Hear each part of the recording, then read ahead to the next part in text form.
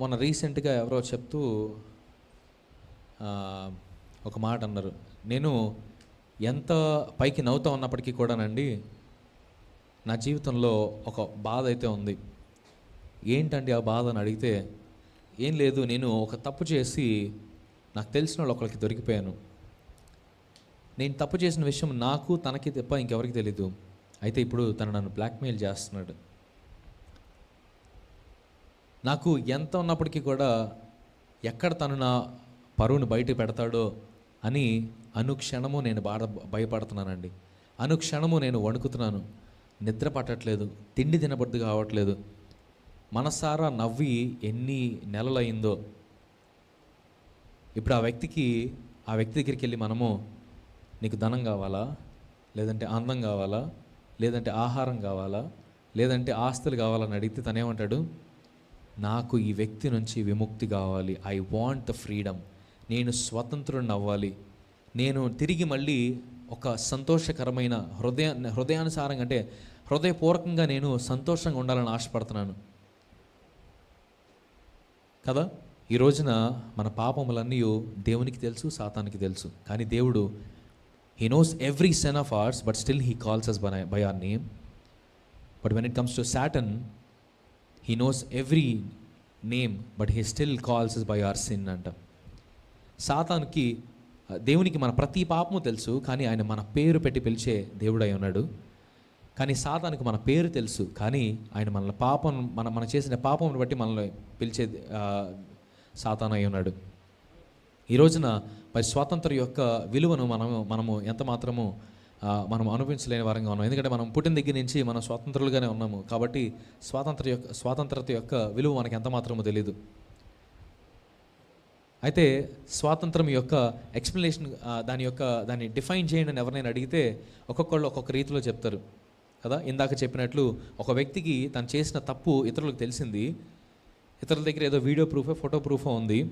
తన కోరుకునే స్వాతంత్రంతో ఏంటి అని తను అడిగితే, ఈ వ్యక్తి నుంచి ఆ ఫుటేజ్ నాకు వచ్చేస్తే, లేదా ఈ వ్యక్తి ఎవరికి చెప్పను అని నాకు హామీ ఇస్తే, అదే నాకు కొండంత ఆశ అండి, అదే నాకు స్వాతంత్రత, అప్పుడు నేను ప్రశాంతంగా ఊపిరి పీల్చుకుంటానండి అని అతను అంటాడు కదా.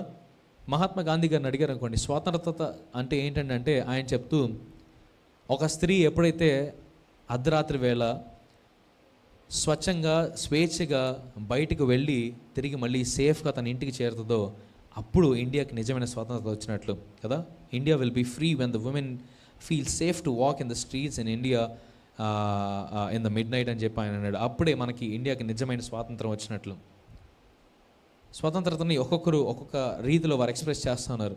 పాపం గాంధీ గారు చెప్పిన మాట సరిగ్గా అర్థం కాక, ఆయనేమో రాత్రిపూట్ల స్త్రీ బయటికి వెళ్ళి మళ్ళీ వెనక్కి వచ్చిన వేళ స్వతంత్రం వచ్చినట్లని అంటే, దాన్ని కొంతమంది అమ్మాయిలకి పాపం అర్థం కాక రాత్రి 12 అయినా 1 గంట అయినా 2 అయినా బయట తిరుగుతా, క్లబ్బులకి వెళ్తా, పబ్బులకి వెళ్తా, వారు ఆ విధంగా అర్థం చేసుకున్నారు దాన్ని.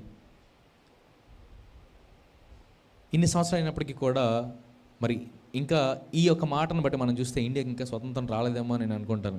ఎందుకంటే స్త్రీకి భద్రత అనేది ఎంత మాత్రం బయట లేదు. మన ఇంట్లో వారు ఎప్పుడైనా బయటికి వెళ్ళారంటే ఖచ్చితంగా ఎవరో ఒకరిని తోడిచ్చి పంపిస్తాము.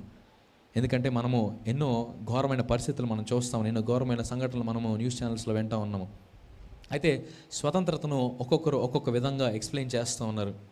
ఇదంతా మరి శరీర సంబంధమైన స్వాతంత్రత, మనసుకు సంబంధించిన స్వాతంత్రత. అయితే దేవుడు ఈ రోజున మనతో సూటిగా మాట్లాడుతున్నారు.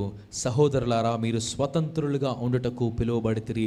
దేవుడే మనల్ని సృష్టించాడు, దేవుడే మనల్ని ఈ యొక్క లోకం నుండి పంపించారు, దేవుడే మనకు కొన్ని ఆజ్ఞలు ఇచ్చి ఉన్నారు, కొన్ని ఆంక్షలు పెట్టి, కొన్ని యొక్క ఇది చేస్తే నీకు మేలుకరమని మనకు చెప్తా ఉన్నారు. కానీ ఏ రోజున ఒక జైల్లో అధికారి చెప్పినట్లు నువ్వు ఇదే చేయాలి, ఇక్కడే తినాలి, ఇక్కడే ఉండాలి, ఇదే వేసుకోవాలి ఎప్పుడు చెప్పలే దేవుడు మనకి. He gave us enough freedom. మనకి సంపూర్ణమైన స్వాతంత్రం దేవుడు ఇచ్చాడు. చాలాసార్లు బై బర్త్ క్రైస్తవులకు పుట్టిన వారి కంటే మధ్యలో దేవుని తెలుసుకొని దేవుని యొక్క స్వాతంత్రమును అనుభవించి దేవుని తెలుసుకున్న వారే మరింత ఆసక్తిగా, మరింత ప్యాషనేట్గా దేవుని కొరకు జీవిస్తారండి. అవునా? ఈ రోజున పుట్టినప్పటి నుంచి స్వాతంత్రత అనుభవించిన వారికంటే కొంతకాలము బందీలుగా ఉండి, కొంతకాలము మరి లోకంలో ఉండి, కొంతకాలము సాతాను చేత కట్టబడి ఉండి తర్వాత దేవుని యొక్క రక్షణ చేత మరి స్వతంత్రులైన వారు ఇంకా ఎక్కువగా ఆ స్వతంత్రతను అనుభవించినట్లు మనం చూస్తాము. అయితే దేవుడు మనతో చెప్తూ జాన్ 3:16 యోహాను సువార్త 3:16 God so loved the world, దేవుడు ఈ లోకమును ఎంతో ప్రేమించెను అని ఉంటుంది. ఆయన ప్రేమ చేతనే మనకు స్వాతంత్రమును దయచేశాడండి. దేవుడు ఈ లోకమును ప్రేమించాడంటే దాని వెనక ఉన్న ఉద్దేశం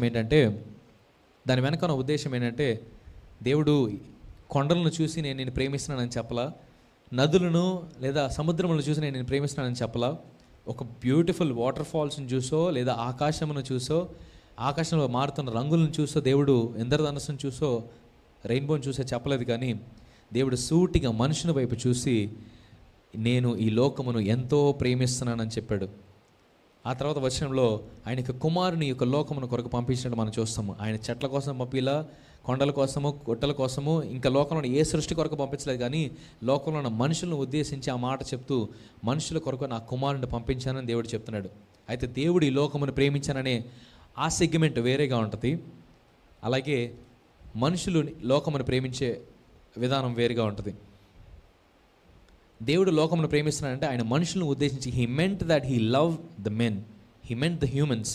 కానీ మనుషులు చెప్తున్నప్పుడు నేను ఈ లోకాన్ని ప్రేమిస్తున్నాను, నాకు ఆ లొకేషన్ అంటే ఎంత ఇష్టమో, నాకు ఆ దేశం అంటే ఎంత ఇష్టమో, నేను హనీమూన్కి అక్కడ వెళ్ళాలనుకుంటున్నాను, నేను పలానా ప్రదేశానికి చూడాలనుకుంటున్నాను కదా.